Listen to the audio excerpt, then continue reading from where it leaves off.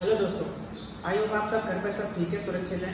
तो जैसा कि हमने कल कुछ डिफरेंशिएशन से रिलेटेड कुछ फॉर्मूले पढ़े थे, उसमें से कुछ फॉर्मूले और रह गए हैं, वो भी और देखते हैं। जैसे कि d/dx log x, derivative of log x इसका होता है 1/x। एक और होता है d/dx cosec x, derivative of cosec x का होता है minus cosec x cot x, minus cosec x cot x, है ना। d/dx कोसेक एक्स का क्या होता है derivative, minus cosec x cot x. अब इनसे रिलेटेड कुछ हम एग्जांपल देखते हैं, क्योंकि एग्जांपल में क्या लिखे हैं, क्वेश्चन देखेंगे। क्वेश्चन है हमारा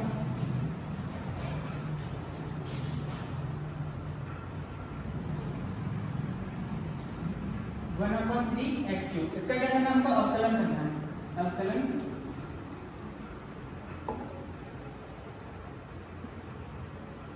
कीजिए। तो सबसे पहले क्या लिखना होगा हमें कि जब भी क्वेश्चन दे दिया जाए उसको y इक्वल टू लिख देंगे। क्या होता है, क्योंकि y का किसी x के रिस्पेक्ट में डिफरेंशिएशन क्या होता है, dy/dx, और वही हमको क्वेश्चन में फाइंड करना है कि क्या करना है, dy/dx फाइंड करना है। तो y इक्वल टू में हमको क्या दिया है 1/3x³।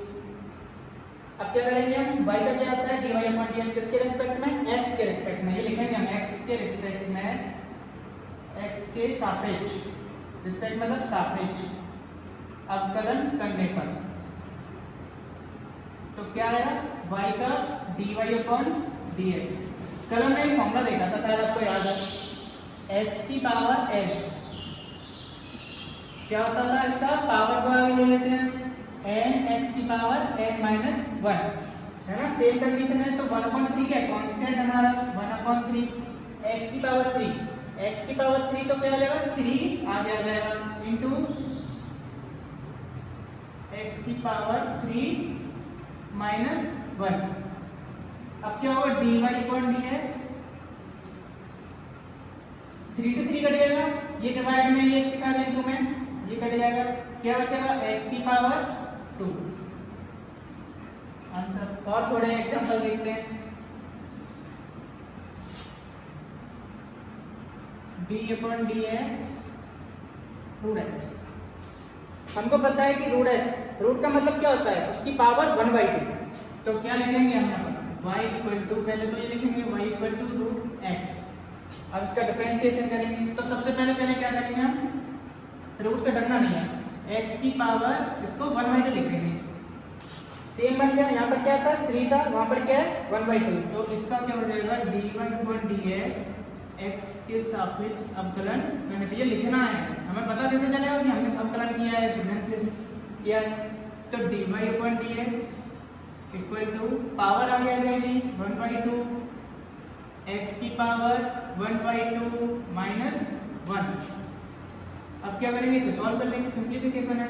dy/dx equal to 1/2 x की पावर 2 × 1 2/2। क्या हो जाएगा ये, dy/dx 1/2 x की पावर -1/2, है ना। 1 में से -1/2 जाएगा तो कितना बचेगा, इक्वल टू dy/dx 1/2। अब क्या है, x को हम क्या करेंगे, नीचे ले जाएंगे, ये क्या हो जाएगा, प्लस में हो जाएगा। इसकी जो माइनस की जो पावर है वो प्लस में हो जाएगी। ऊपर से हमको नीचे लेके आए, ऊपर का जो साइन जो होता है हमारा वो चेंज हो जाता है।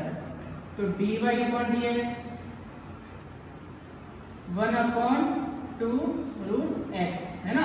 1/2 का क्या होता है, रूट x ही होता है। तो ये हमारा सिंपल एक फॉर्मूला भी बन सकता है, ऐसे हम फॉर्मूला भी कह सकते हैं कि जैसे कि आपको कहीं पर भी रूट x लिख जाए, वहां पे सीधे क्या लिखना है, हमको डिफरेंशिएशन करेंगे, डायरेक्ट लिख देंगे 1/2 रूट x डायरेक्ट। और कुछ फॉर्मूले देखते हैं।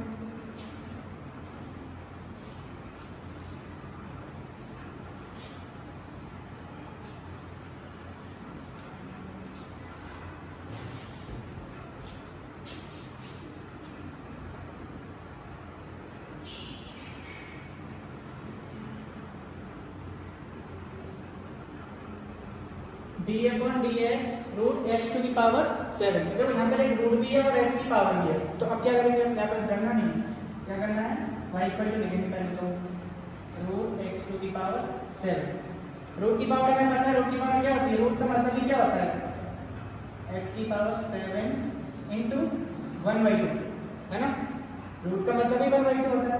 तो अब क्या करेंगे, y इक्वल टू एक्स की पावर 7/2। अब ये हमारा सिंपल बन गया, अगर हम यहाँ से डायरेक्ट नहीं कर सकते थे इसलिए हमने इसको पहले सिंपलीफाई किया। अब क्या होगा इसका, y इक्वल टू एक्स की power 7/2 dy upon dx, x के सापेक्ष अवकलन करने पर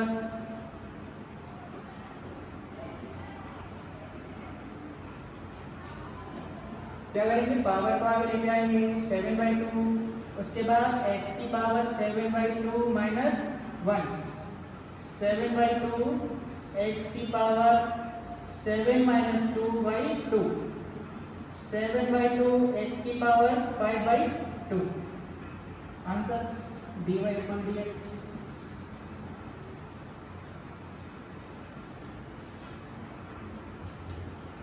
नेक्स्ट क्वेश्चन है हमारा y इक्वल टू ax की power n plus b upon x की पावर n। हम धीरे धीरे करके हम अपना लेवल बढ़ाएंगे, क्वेश्चन का थोड़ा थोड़ा करके लेवल बढ़ाएंगे, जैसे आपको समझ में भी आता जाए। इससे पहले हम क्या करेंगे, x की पावर n से रिलेटेड सब क्वेश्चन कर रहे थे, अब क्या करेंगे, थोड़ा में और आगे जाएंगे, है वही फॉर्मूला है लेकिन आपको इससे देख के थोड़ा डर लगेगा क्या इसमें x की पावर n है, कुछ नहीं, क्या लिखना है हमको, यहाँ पर x के सापेक्ष डिफरेंशिएशन करने पर, डिफरेंशिएट करने पर क्या आएगा, y का क्या होता है dy upon dx।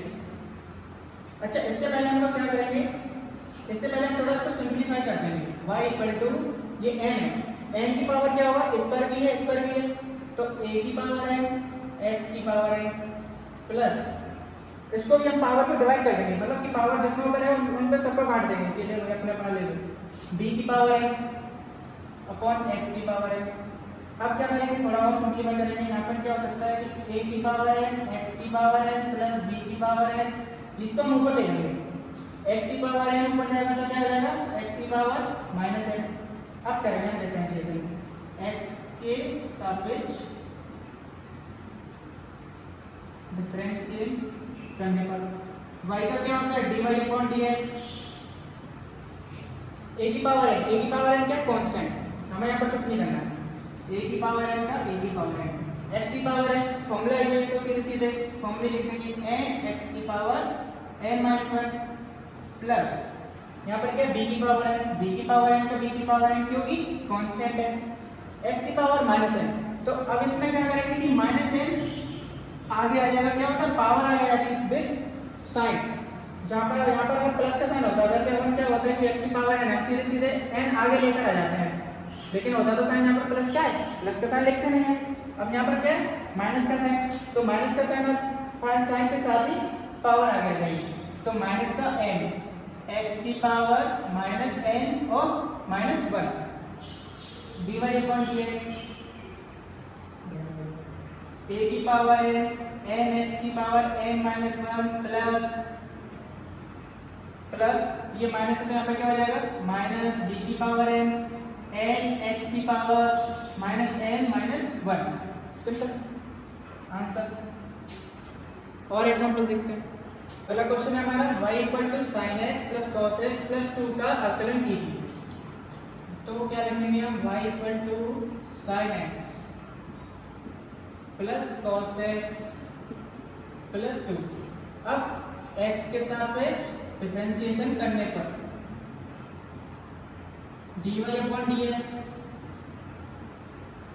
sin x का क्या होता है, कल हमने फॉर्मूला देखा था, sin x का होता है cos x plus cos x का क्या होता है, कल हमने फॉर्मूला देखा था माइनस sin x प्लस ये क्या है कांस्टेंट, कांस्टेंट का 0 dy upon dx cos x minus plus minus sin x, अब 0 खत्म, आंसर हमारा y equal to sin x plus 1 upon sin x। क्या करेंगे फिर इसको हम सिंपलीफाई करेंगे, सिंपलीफाई कैसे कर सकते हैं, y equal to sin x plus 1 upon sin x क्या होता है 1 upon sin x cosec x। अब x के सापेक्ष अवकलन करने पर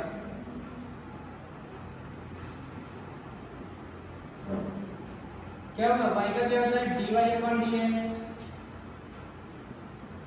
sin x का cos x plus cosec x का क्या होता है minus cosec x cot x, dy upon dx cos x minus plus minus minus cosec x cot x। Answer